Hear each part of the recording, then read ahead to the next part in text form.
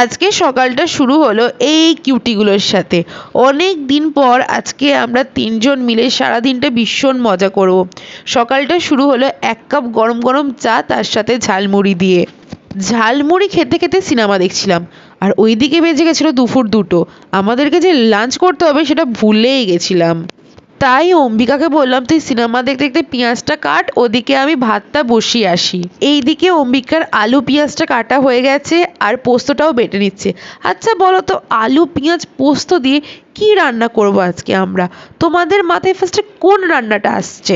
রান্না করার মাঝে আমাদের কিছু ফাইলস তোমাদের সাথে শেয়ার করলাম।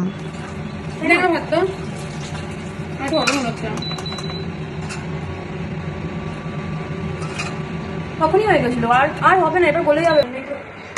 এতটা পাগল, 2000 টাকা কিলো।